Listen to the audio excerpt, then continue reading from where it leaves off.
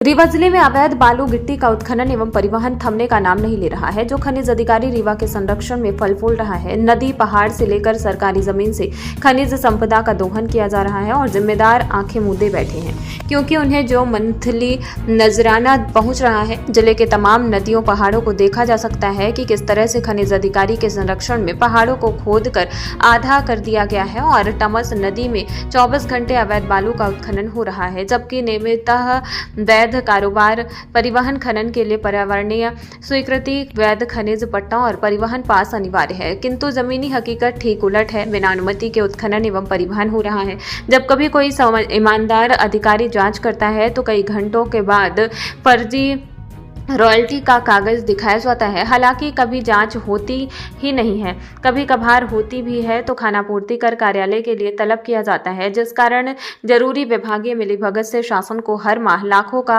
राजस्व हानि हो रहा है। बता दें कि रीवा जिले में जब से खनिज अधिकारी दीपमाला तिवारी की पदस्थापना हुई है, तब से खनिज माफियाओं की बल्ले बल्ले हो गई है। जिले से लेकर कांग्रेस पिछड़ा वर्ग के राष्ट्रीय समन्वयक व किसान नेता कुंवर सिंह पटेल ने रीवा खनिज अधिकारी दीपमाला तिवारी पर गंभीर आरोप लगाए हैं कि उनके संरक्षण में ही अवैध उत्खनन और अवैध परिवहन का खुलेआम कारोबार हो रहा है। खनिज अधिकारी ने लूट की दुकान खोल रखी है। कुंवर सिंह पटेल का आरोप है कि जिले का खनिज विभाग अवैध उत्खनन और परिवहन रोकने में नाकाम है। उप संचालक दीपमाला तिवारी को रीवा के साथ सतना जिले का प्रभार है, जो खनिज माफियाओं पर कार्रवाई नहीं करती बल्कि संरक्षण देकर मनचाहे पैसे की मांग करती है। इनकी अवैध मांग से कृषर, मालिक, खनिज पट्टाधारी और खदान चलाने वाले परेशान हैं। किसान नेता ने बताया है कि उन्होंने खनिज अधिकारी दीपमाला तिवारी के खिलाफ लोकायुक्त EOW में शिकायत की है। उन्होंने 100 करोड़ से अधिक की संपत्ति अर्जित की है, जिसकी जांच की मांग की गई है। उन्होंने कहा कि समझ से परे बात है कि दीपमाला तिवारी विंध्य में ही क्यों रहना चाहती हैं।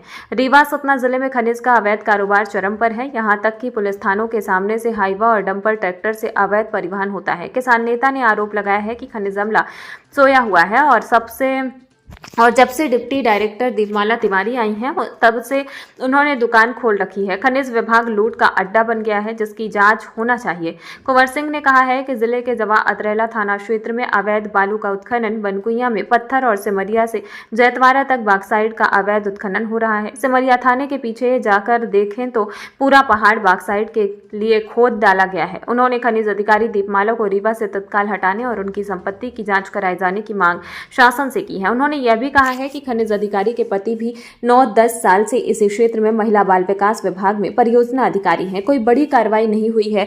ये 2 जिले की प्रभारी हैं। रीवा जिले में जवा, त्योथर, डभौरा, रायपुर, करचुलियान, सिमरिया से लेकर चित्रकूट, जैतवारा तक जहां भी देखे प्रत्येक पहाड़ को भयंकर तरीके से खोदा जा रहा है। कभी कोई कार्रवाई नहीं होती है।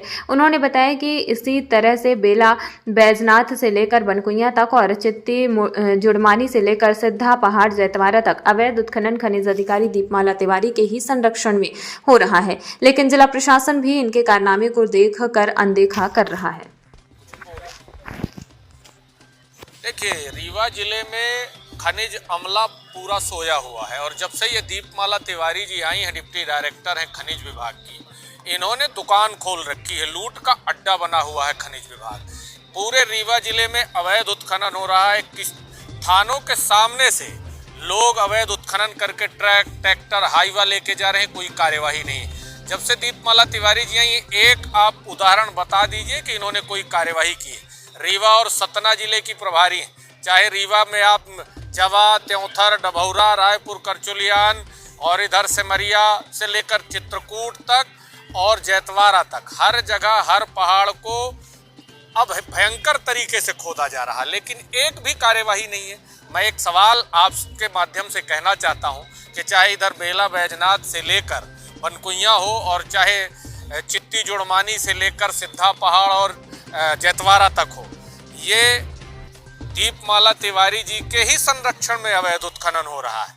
एक भी कार्यवाही नहीं होती है और मनचाहा पैसे की मांग होती है। लोग परेशान हैं, जो क्रेशर मालिक हों और चाहे खदान चलाने वाले लोग हों, इनकी अवैध मांगों से परेशान हैं और पूरी तरह से ये दुकानें चला रहे हैं, मनचाहा पैसा वसूल रहे हैं। और मैं एक बात और कहना चाहता हूँ दीपमाला तिवारी जी विंध्य में ही क्यों बार बार आती हैं, कभी सीधी में, कभी रीवा में, कभी सतना में? क्योंकि इनके पति 10-12 साल से परियोजना अधिकारी हैं महिला बाल विकास में, और ये विंध्य को लूट का अड्डा बनाए हुए हैं। मैं तो आपके माध्यम से एक जानकारी भी देना चाहता हूं कि लोकायुक्त को भी हमने एक जांच के लिए आवेदन किया है कि इनकी संपत्ति की जांच हो। जब इन्होंने नौकरी शुरू की थी और आज इन्होंने जो संपत्ति अर्जित की है, इसकी जांच की जानी चाहिए। ये लगभग 100 करोड़ से ज़्यादा इनकी संपत्ति है, और मध्य प्रदेश सरकार को रॉयल्टी का भी ये इनके आने के बाद भयंकर क्षति हो रही है, इसकी भी जवाबदारी इनकी।